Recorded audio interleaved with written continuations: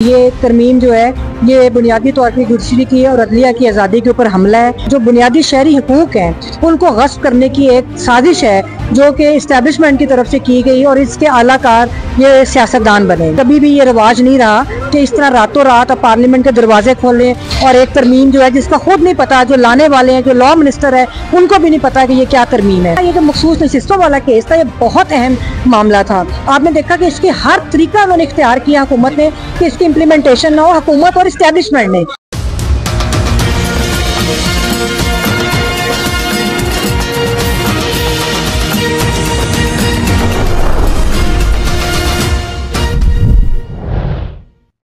Ma'am, अभी 26वीं आईनी तरमीम रिसेंटली गवर्नमेंट की तरफ से पास करवाई गई, तो एज ए लॉयर आप क्या समझती हैं कि ये 26वीं आईनी तरमीम किस तरफ जा रही है, इसका क्या है ओवरव्यू? देखिए, ये जो 26वीं आईनी तरमीम है इसमें अमूमी तौर पे जो वकला साहिबान है अक्रॉस दी कंट्री, उन सब का यही मेजॉरिटी का ओपिनियन यही है कि ये तरमीम जो है ये बुनियादी तौर पर जुडिशरी की और अदलिया की आज़ादी के ऊपर हमला है और ये जो बुनियादी शहरी हुकूक हैं उनको गस्ब करने की एक साजिश है जो कि इस्टेब्लिशमेंट की तरफ से की गई और इसके आलाकार ये सियासतदान बने।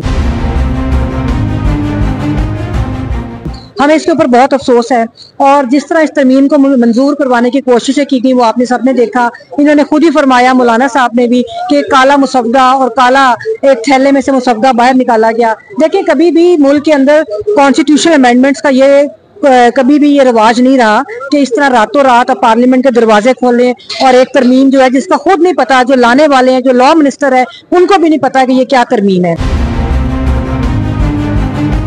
सबसे पहली बात तो ये कि इसका तरीका कार जो था वही जाहिर करता है कि इसके पीछे कौन से अवामल हैं। फिर दूसरी बात ये कि मैं ये समझती हूँ कि जब तक इस पार्लियामान की लेजिटिमेसी का जो एक क्वेश्चन है उसको रिजॉल्व नहीं किया जाता, जब तक ये नहीं पता चलता कि इस पार्लियामेंट के जो मुख्तलिफ नशिस्तों के ऊपर जो कंट्रोवर्सी चल रही है बहुत ज्यादा तादाद में है, जब तक वो रिजॉल्व नहीं होती थी इसके पास कोई इख्तियार नहीं था कि ये पार्लियामेंट जो है किसी किस्म की आईनी तरमीम करती।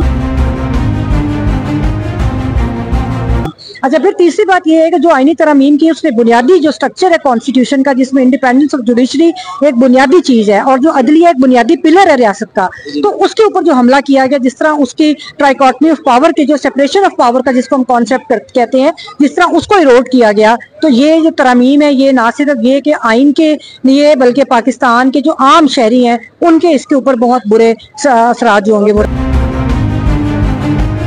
बुनियादी चीज जो आपने देखी कि जो चीफ जस्टिस ऑफ पाकिस्तान की तकर्री होती थी आर्टिकल 175A में, उसके तहत ये था कि सीनियर मोस्ट चीफ जो जज होते थे वो ऑटोमेटिकली चीफ जस्टिस बन जाते थे। इस तरह ये होता था कि टेन्योर की सिक्योरिटी होती थी और सबको पता होता था कि इन द लॉन्ग रन आखिर तक ये चीफ जस्टिस बनेंगे और वो अपनी आज़ादी के साथ अपने फैसले देने के लिए आज़ाद होते थे जजेस। और एक बेहतर चीज़ थी, मैं ये नहीं कहती कि बहुत अच्छा पाकिस्तान के अंदर अदालती निज़ाम है, बहुत सारी अमेंडमेंट्स की रिफॉर्म्स की जरूरत है, लेकिन ये नहीं होता कि आप उस रिफॉर्म्स के नाम पे अदारे को खत्म कर दें या उसकी मुकम्मल जो आज़ादी है उसको सलब कर लें। तो जो चीफ जस्टिस के अपॉइंटमेंट के लिए 3 लोगों का पैनल बनाया गया है और जो कंपोजिशन है स्पेशल जो कमेटी है जो इनका तकर्रुर करेगी और पार्लिमानी कमेटी, जो स्पेशल पार्लिमानी कमेटी का एक तश्कील दी गई है, वो बुनियादी तौर पर जो आपकी जो सियासतदान है उनकी इंटरवेंशन बन के जुडिशरी के सिस्टम के अंदर, जुडिशियल अपॉइंटमेंट्स के अंदर और जुडिशियल ये जो चीफ जस्टिस की तकर्री है, इसके असरात ये होंगे कि देखिए, और जो स्पेशल जो बेंचेस इन्होंने बनाए हैं, कॉन्स्टिट्यूशनल बेंचेस की जो बात की गई है, इसमें ये होगा कि आईनी बेंचेस की तश्कील में भी जो मेजॉरिटी है वो हुकूमती जो लोग हैं उन्हीं का किरदार होगा। उससे ये होगा कि देखिए, जो आईनी पिटीशन होती है वो बुनियादी तौर पर उसमें एक फरीक रियासत होती है और उसके बगैर आईनी पिटीशन दायर ही नहीं हो सकती। कोई बेंच जो है वो इतना ज़्यादा सरकार के खिलाफ फैसला देगा क्योंकि फिर उनको अपनी उनको उनकी जो इंडिपेंडेंस होगी उनके पास नहीं होगी। तो एक ये बहुत बड़ी बुनियादी चीज़ है। दूसरी बड़ी अहम चीज़ है वो ये है कि जो सब्सटेंशियल जस्टिस का कॉन्सेप्ट है कि अदालतें जो है, सुप्रीम कोर्ट जो है वो किसी हर तरह से इंसाफ कर सकती है और जो पिटीशन में नहीं भी है, अगर वो सोचती देखती है कि आइन और कानून के मुताबिक इंसाफ के तकाजे इस तरह पूरे होते हैं तो उनके पास ये हक होता है कि वो फैसला जारी कर सकते हैं। इवन जो हाई कोर्ट्स हैं उनके पास भी इख्तियार था कि 199 की जो पिटीशन वो उसको फैसला देते थे, तो वो ये देखते हैं कि अगर कोई प्रेयर नहीं भी की लेकिन वो बनती है तो वो हकूक का तहफ़्फ़ुज़ करने के लिए शहरियों के, तो वो जजमेंट पास कर सकते थे। इसमें से वो हक भी ले लिया गया है।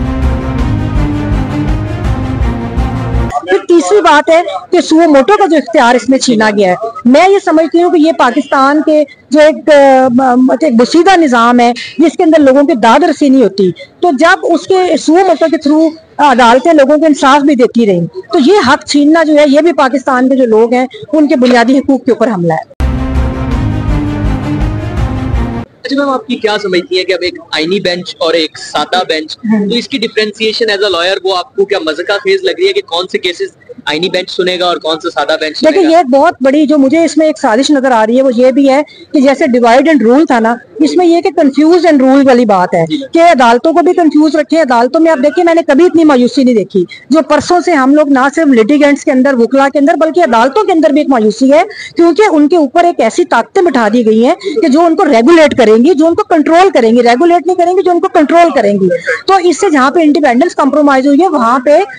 ये भी कंफ्यूजन पैदा हुई है कि जो हर वक्त एक नई कंट्रोवर्सी रहेगी कि जुरिसडिक्शन किस कोर्ट की है, क्या अगर हर केस के अंदर जाहिर बात है एक बुनियादी हकूक का मामला होता है, तो जहां पर बुनियादी हकूक की बात होगी वो फौरी तौर पे दूसरे बेंच में चली जाएगी। इसमें टाइम कंजम्पशन भी ज्यादा होगी। और दूसरी बात ये है कि मैं ये समझती हूँ कि कुछ जजेस के पास एक्सपर्टीज होती थी कि जो जैसे जब केसेस जाते थे कि फलां जात की चूंकि कॉन्स्टिट्यूशनल साइड पे एक्सपर्टी है तो उधर चले जाएंगे, जब यहाँ पर मर्जी के बेंचेस बनाएंगे, जैसे अपने इलेक्शन कमीशन वाले मामला में देखा कि जब सरकार की मुदाखलत बढ़ी तो उन्होंने वो बेंचेस बनाने लग गए कि जहां पर उनको समझते थे कि उन जजेस को मैनेज कर लेंगे। और इस सारे मामले के पीछे दो बुनियादी चीजें हैं। पहली बात तो ये कि एक ये सारा जो सिस्टम इन्होंने तश्कील दी है इंजीनियर्ड, इसका ऑडिट ना हो सके। दूसरी बात ये कि जब जुडिशरी, आपने देखा इस्लामाबाद हाई कोर्ट के जजेस ने पहली मर्तबा पाकिस्तान में हुआ कि एज ए इंस्टीट्यूशन जुडिशरी अपने इंडिपेंडेंस के लिए खड़ी हुई, तो उनको खामोश करवाने और पूरे पाकिस्तान के जो हाई कोर्ट से उन्होंने रिपोर्ट जमा कराई इस केस के अंदर और सबने कहा कि मुदाखलत होती है।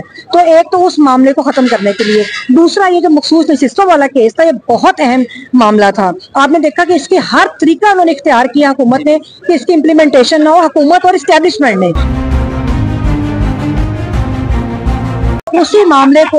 इन्होंने जब मैनेज ना हुआ, प्रैक्टिस एंड प्रोसीजर में फिर तरमीम की, इन्होंने जस्टिस फायज ईसा को एम्पावर करने की कोशिश की, जब वहां पर ना बना तो फिर इन्होंने ये इस तरह के अमेंडमेंट्स मंजूर करवाई। तो मैं ये समझती हूँ कि ये सारा जो मामला है ये सारा बदयांती के ऊपर मबनी है और ये सस्टेनेबल नहीं। हुकूमत ये कह रही है कि इसका जो बेनिफिट है वो अवाम को होगा आने वाले वक्त में, तो आप समझती है अवाम को वो जस्टिस का वो एक सिस्टम में वो प्रिवेल कर रहा होता है तो वो जस्टिस मिलने की तरफ कोई आसानी होगी? देखिए, मैंने तो डिटेल से आपसे बात की और दूसरी बात यह है कि जो थोड़ा बहुत इंसाफ लोगों को मिलता था इससे वो तवक्कुआत भी खत्म हो गई और बहुत ज्यादा मायूसी है सोसाइटी के अंदर। और कल को जो मर्जी ये आप लोग करें, बेंच वो बैठेगा, सरकार जो मर्जी करे, बेंच वो बैठेगा जो सरकार की मर्जी का होगा और वो फैसले करेगा। तो आप खुद सोच लें कि क्या आपने लोगों को रिलीफ किया। आने वाले वक्त में थोड़ा सा पॉलिटिकल पार्टीज का पीटीआई कह रही है कि अगर हमारी गवर्नमेंट आती है तो हम इस तरमीम को जो है ना वो खत्म करेंगे, तो आप समझती हैं कि अभी एक तरमीम आ गई है और उसको फिर खत्म होगी, क्या उसका इम्पैक्ट होगा फिर हमारे जुडिशियल सिस्टम पर? एक वो अनस्टेबिलिटी की सिचुएशन नहीं पैदा हो जाएगी? ये मायूसी की ऐसी कोई बात नहीं है, ऐसे बुरे वक्त आते रहे पाकिस्तान के अंदर और इस दफा तो एक अच्छी चीज जो मुझे नजर आ रही है वो ये कि पूरा सिस्टम एक्सपोज हो गया। ये जो सियासतदान बड़े जमहूरियत के लबादे उड़े हुए थे और लोगों ने कुर्बानियां दी हैं, पाकिस्तान की आवाम ने बहुत कुर्बानियां दी है और मैं हर पार्टी के कारकुन की बात कर रही हूँ, तो ये सारे सियासतदान एक्सपोज हो गए, सारा सिस्टम एक्सपोज हो गया। जो कल मिलिट्री कोर्ट्स के जिनको फांसियां देने के लिए मिलिट्री कोर्ट्स बनती रही और वो खुद मिलिट्री कोर्ट्स बनाते फिर हैं, अगली तरमीम ये तो ये करना चाहेंगे, लेकिन मैं पूरी उम्मीद हूँ क्योंकि ये सिस्टम सस्टेनेबल नहीं है। अगर हम स्ट्रगल करते हैं, पाकिस्तान के लोग निकलते हैं, तो बहुत जल्द वो वक्त आएगा कि ये सिस्टम जो है ये बिल्कुल अपने अंजाम की तरफ जा रहा है और ये अपने अंजाम को पहुंचेगा। और मैं बड़ी पूरी उम्मीद हूँ कि जो सिविलियन सुपरमेसी है पाकिस्तान में, इसके अलावा कोई सोल्यूशन नहीं है कि सिविलियन सुपरमेसी हो।